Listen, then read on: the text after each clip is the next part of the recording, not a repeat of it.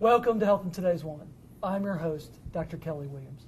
As always, this show is designed to help women become champions of their own health care. Tonight we have chosen a very important topic in vaccines. With the flu pandemic going nationwide and worldwide, there's a new focus on vaccines. Tonight I'm very lucky to be joined by several pediatricians and by a patient who chooses not to vaccinate her children. We want to start off, though, by talking to Dr. Lee Bickham, a pediatrician at the Murfreesboro Medical Clinic in Murfreesboro, Tennessee. And Lee, I want to thank you for being here. Oh, sure, Kelly. And I really want to kind of start off with the discussion of there is a really good success story, and we were talking about before we started, about the HIV vaccine. Sure. I want you to tell me a little bit about what this is, and tell me a little bit about the success that's been associated with this. Sure. Haemophilus influenza B is a bacteria. It sounds like the flu, and a lot of people get confused with that, but it's actually a bacteria that caused fairly significant illness in children. The main things that we were worried about as pediatricians were meningitis and something called epiglottitis, which is where you get basically the flap that goes over your windpipe gets inflamed and clamps off when it shouldn't, and you quit breathing, which is bad. This vaccine came out in 1987. I started medical school in 1989, and I've seen one case of Haemophilus influenza B disease, and that was in a patient of a partner of mine who had decided not to vaccinate their last child. It was significant enough that we sent the child to Vanderbilt when we figured out what it was, and I think every person at Vanderbilt went to go see this child because no one there had ever seen it, at least the new doctors. Well, that's interesting, because I think that's one of the things about vaccines that's interesting, is that, you know, we're getting to where we don't see these particular infections, and it's good that we don't see these particular infections. What other vaccines, what other infections are we treating with vaccines other than HIV? HIV is a great example of a success. Well, and it's probably easier to go through just the logical progression that we recommend in the office. And, you know, I guess the sequence that's been recommended and that we fairly adhere to with some variations, but we start off with the hepatitis B vaccine that's usually given in the hospital setting. It doesn't have to be given there, but that's when most of it is given.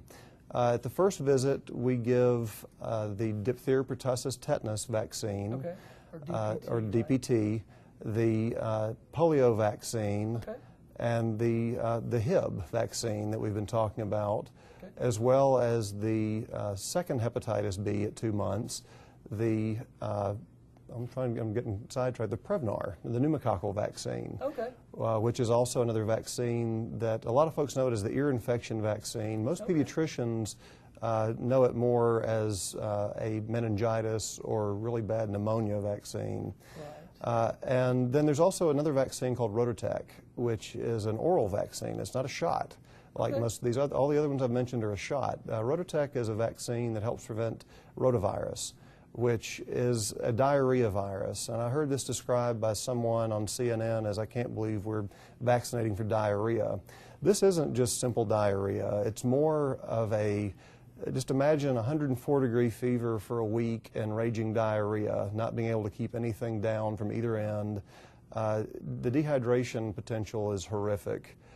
It's probably not as big of an issue in this country as it would be in some developing countries where access to medical care is not as ready. Actually, when I was in college, I did a paper on this. I did a paper, and the #1 killer of children in the world is dehydration. So this is one of the main things. This is one of the things that causes it, exactly. And I think it's interesting that you bring this up because we discuss vaccines. Oftentimes we think about ourselves, but you know, vaccines have a further progression. We are using vaccines in the world, whereas we don't think about the fact that diarrhea, we can control that. You know, we've got all kinds of options.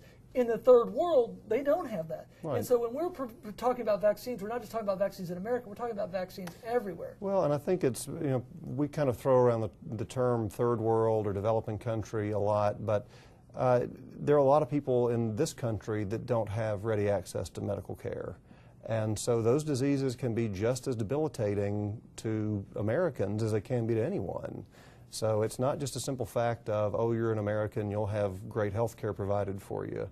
That's a good point. So it's certainly still a very pertinent issue here, Right. or we wouldn't be vaccinating for it.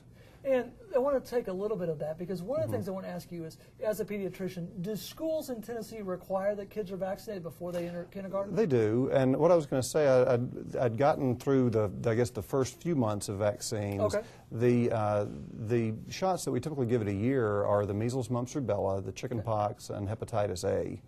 And those vaccines that I've just mentioned are given at different times throughout life up until age 5. Okay. And most of those are, I think the Prevnar has typically not been recommended or required.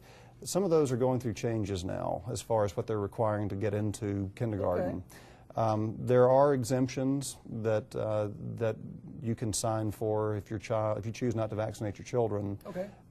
And they can still be in school. And it's actually a fairly easy thing to do. A lot of folks just assume that, oh, well, you have to be vaccinated to be in school, and that's really not true. Interesting, because I didn't know that. And that's one of the big questions I think people have is this whole idea of can you get into school if you don't vaccinate your children? Oh, I want to take certainly. one other thing real quickly, and that is you can combine vaccines, and that's one of the things I know you mentioned. We do give several vaccines at one time. And there actually is a combination vaccine that we give. There are two different types. One's called Pediarix and one's called Penicell. Okay. And they're variations on the same theme.